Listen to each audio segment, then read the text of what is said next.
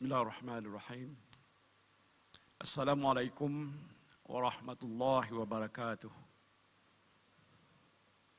Alhamdulillahirabbil alamin.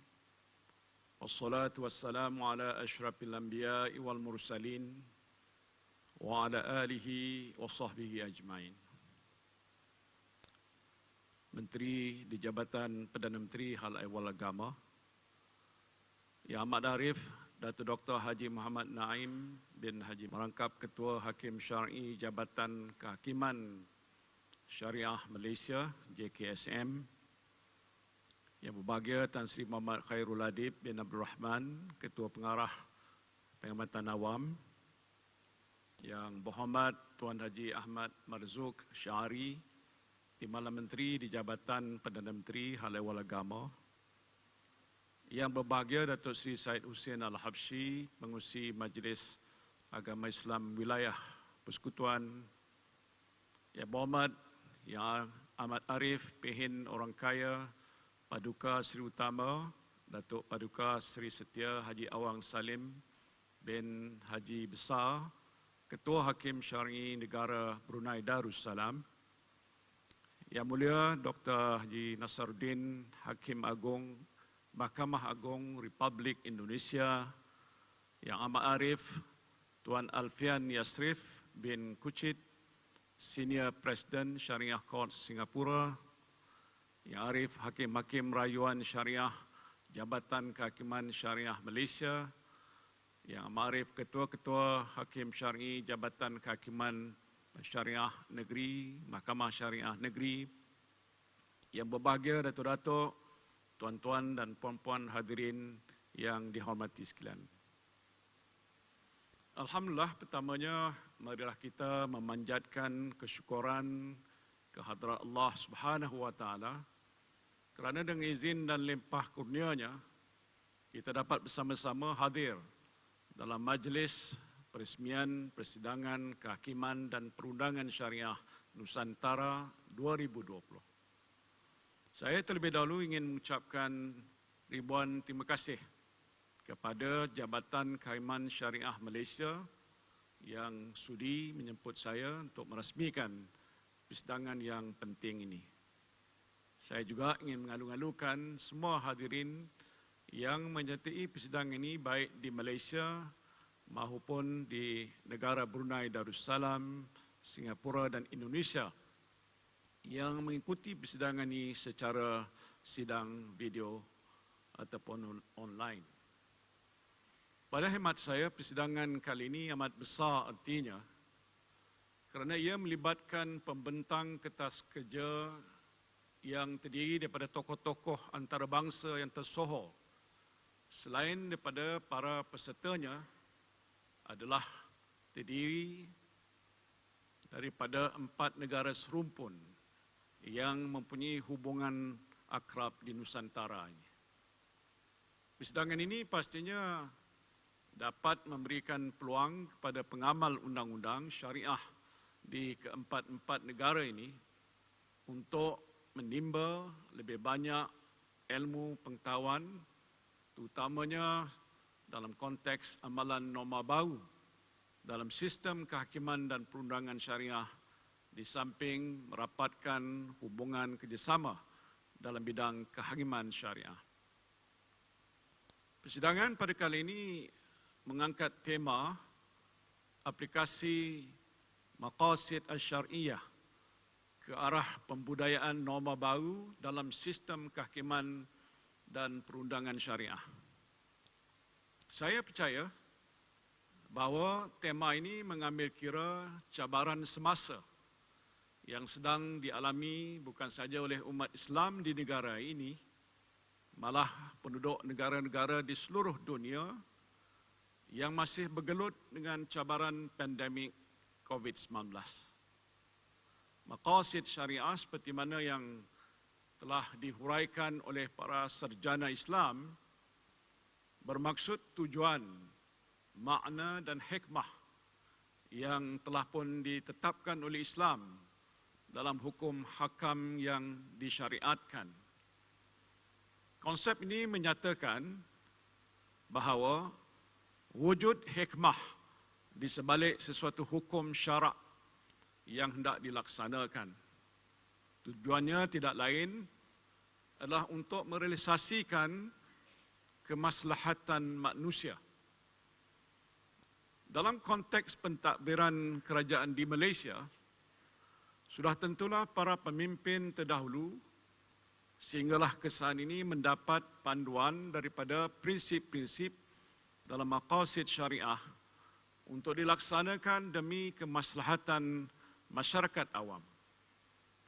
Dan sesuai dengan kedudukan Islam sebagai agama persekutuan di negara ini, pendekatan pentadbiran yang dilaksanakan oleh kerajaan adalah berlandaskan kelima-lima prinsip dalam maqasid syariah, iaitu memelihara agama, nyawa, akal, harta dan keturunan, sekalipun tidak semestinya dinyatakan dalam bentuk slogan ataupun label.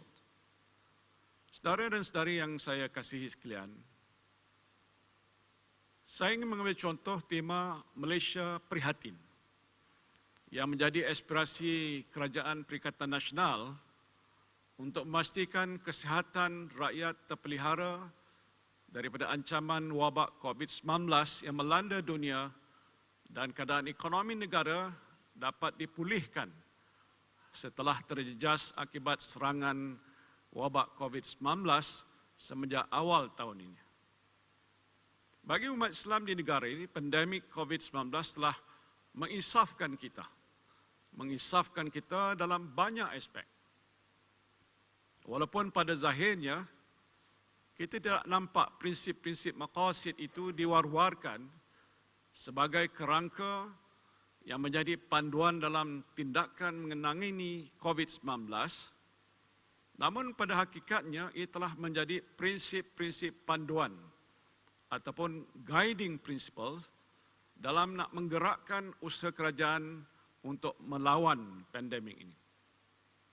Atas semangat Malaysia Prihatin, kerajaan telah pun mengambil langkah proaktif dalam nak melaksanakan beberapa fasa Perintah Kawalan Pergerakan atau PKP. Sehinggalah pada saat ini, kita masih lagi berada dalam fasa PKP pemulihan demi untuk memelihara keselamatan dan nyawa orang awam daripada ancaman wabak COVID-19 ini.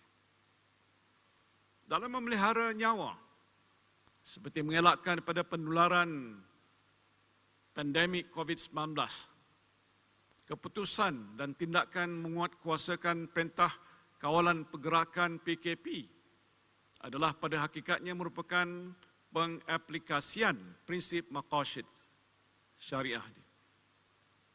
Dengan statistik pertambahan pesakit dan juga kematian akibat pandemik ini, masyarakat sudah tentu memahami bahawa prinsip memelihara nyawa itu adalah amat penting. Sebagai pemerintah, menjadi tanggungjawab kerajaan yang prihatin untuk mengelakkan penularan wabak bahaya ini yang boleh membawa kematian kepada rakyat. Dalam keadaan kebanyakan negara di dunia terpaksa melaksanakan lockdown atau di Malaysia dikenali sebagai Perintah Kawalan Pergerakan, banyak urusan yang berkaitan dengan pentadbiran negara dan juga pengurusan ekonomi tidak dapat dilakukan dalam keadaan seperti biasa sebelum ini ataupun seperti sebelum daripada ini. Dan tindakan ini telah berjaya mengekang penularan wabak COVID-19. Namun pada masa yang sama, ia juga memberikan kesan yang amat besar kepada kehidupan rakyat dan pentadbiran negara. Pentadbiran Mahkamah Syariah adalah antara yang terkesan dengan pelaksanaan Perintah Kawalan Pergerakan.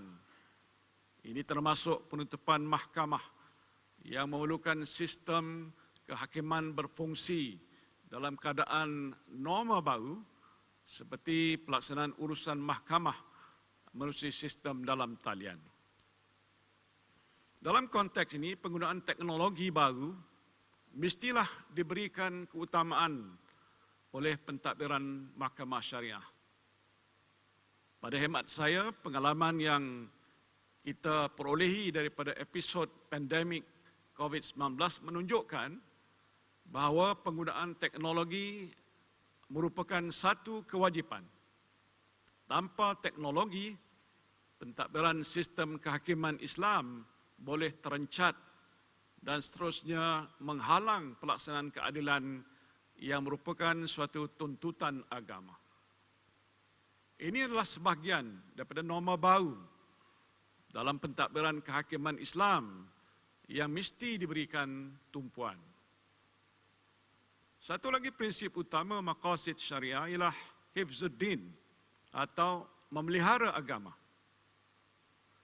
Dalam konteks ini, negara-negara di Nusantara bertuah kerana mempunyai sistem kehakiman Islam yang mampu melaksanakan satu sistem perundangan Islam yang membolehkan umat Islam menjalani kehidupan berlandaskan tuntutan syariah.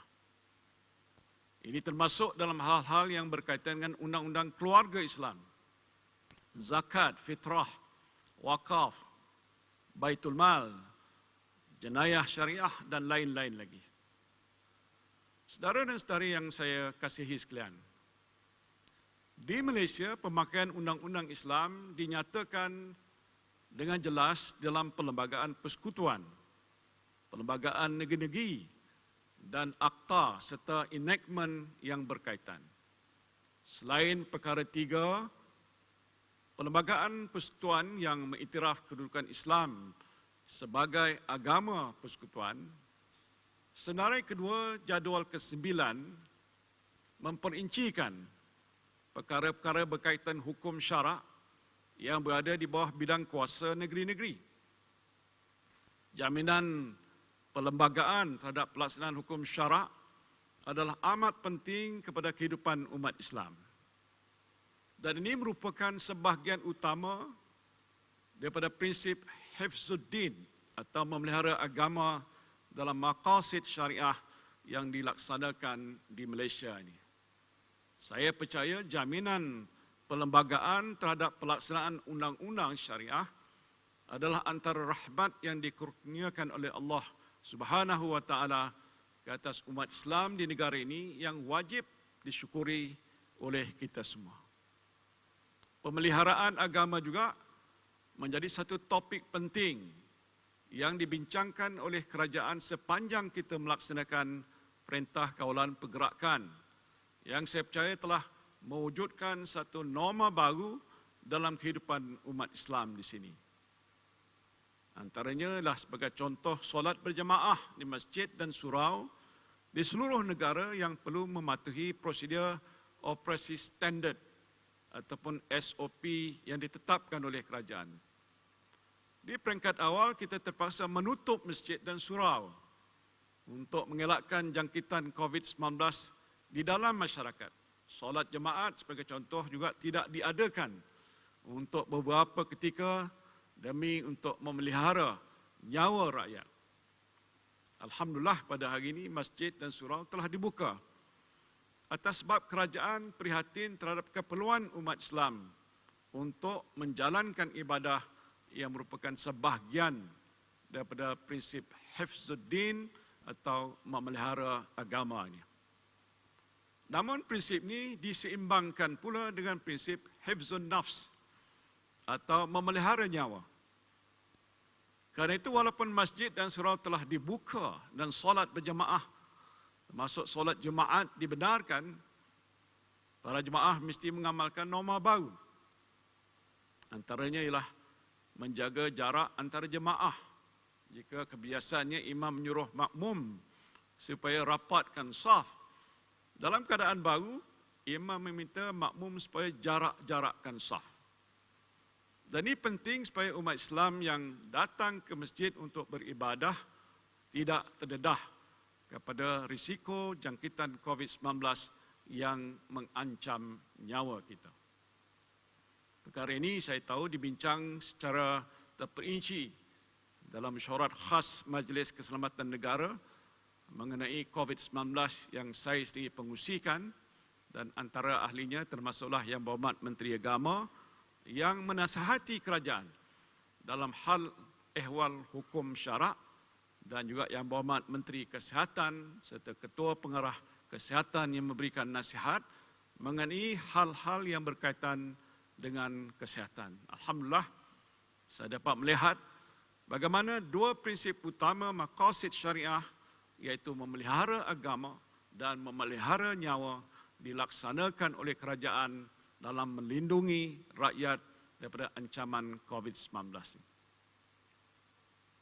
Banyak lagi prinsip maqasid syariah yang dapat dihuraikan dalam konteks norma baru, khususnya yang berkaitan dengan pentadbiran kehakiman dan perundangan Islam, yang saya percaya akan dibincang dan dibahas secara mendalam oleh saudara dan saudari sekalian dalam persidangan ini. Prinsip-prinsip ini termasuklah memelihara akal atau hifzul aqli, memelihara harta, hifzul mal, dan juga memelihara keturunan, hizbul nasb.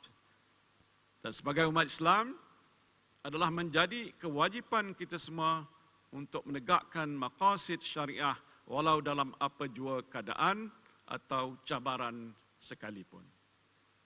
Saya yakin Islam sebagai agama yang syumul mempunyai penyelesaian terhadap segala permasalahan ataupun cabaran baru yang dihadapi oleh umat Islam demi menjaga kemaslahatan ummah. Saudara dan saudari yang saya kasihi sekalian, Mahkamah Syariah yang merupakan institusi kehakiman dan perundangan syariah yang mendukung syiar Islam akan terus dipertahankan serta diperkasakan daripada semasa ke semasa. Kerajaan Perikatan Nasional sentiasa komited di dalam menyokong usaha-usaha yang boleh menyumbang ke arah meninggikan martabat institusi kehakiman dan perundangan syariah di Malaysia.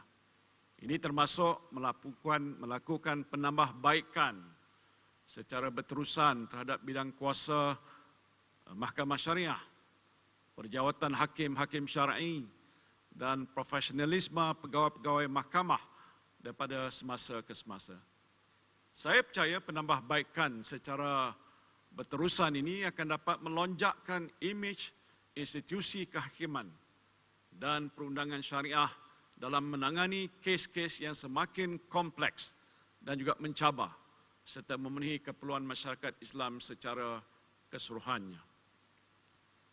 Di peringkat serantau, saya berharap agar Jabatan Kehakiman Syariah Malaysia mengambil inisiatif untuk mewujudkan suatu forum yang berperanan sebagai medium pertukaran maklumat dan amalan terbaik institusi kehakiman syariah yang boleh dikongsi dengan negara-negara serantau seperti Brunei, Singapura dan Indonesia. Melalui forum ini, perbincangan ilmiah mengenai fungsi maqasid syariah di negara-negara serantau akan dapat diadakan secara berterusan dalam membantu kerajaan dan pihak berkuasa agama negeri-negeri untuk mendapatkan penjelasan berhubung isu-isu syarak yang kadang-kala agak rumit untuk ditangani secara bersendirian. Pada masa yang sama, saya sedar bahawa tugas dan tanggungjawab para hakim syar'i dan pegawai syariah amat berat dalam menegakkan hukum berlandaskan syariat Islam ini. Walau bagaimanapun, anda semua hendaklah menyempurnakan tugas yang diamanahkan dengan penuh sabar, ikhlas dan berintegriti. InsyaAllah, setiap tugas dan amanah yang dilaksanakan dengan penuh wibawa dan berintegriti akan senantiasa dipandang mulia oleh masyarakat dan diberkati oleh Allah Subhanahu wa taala. Akhir kalam, saya mengucapkan tahniah kepada semua pihak yang terlibat dalam menjayakan persidangan ini dan mudah-mudahan sumbangan tenaga dan usaha yang saudara dan saudari curahkan akan diberikan ganjaran oleh Allah Subhanahu wa taala.